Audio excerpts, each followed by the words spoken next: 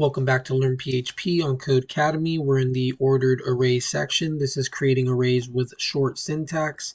In addition to using array, we can also create an array by wrapping comma-separated elements in square bracket. This feature is sometimes referred to as short array syntax and more closely resembles what you might see in other programming languages. Here we have number array is assigned 0, 1, and 2. We have that within these square brackets.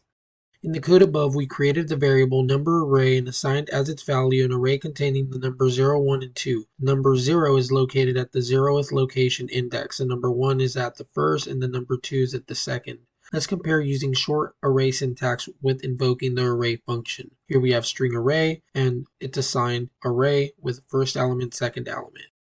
Here we have short syntax. String rshort is assigned first element and second element. So we can see it's a little bit shorter than our first version. Mixed array is assigned array with 1 chicken 78 2 bubbles are crazy. And here we have mix rshort with the same values, taking up less space. Here, regardless of which method we use, we got the same results.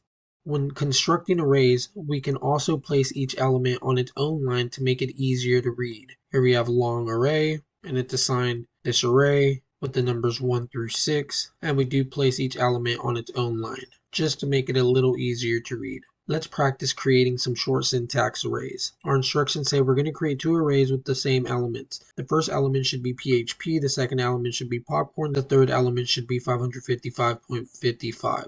Name the first array with functions and create it using the array function. Let's do that now. Let's run that. Don't need the S. Run it again.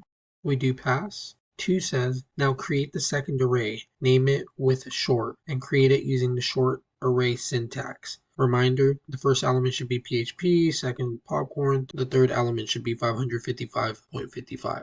Let's do that here. Let's run that.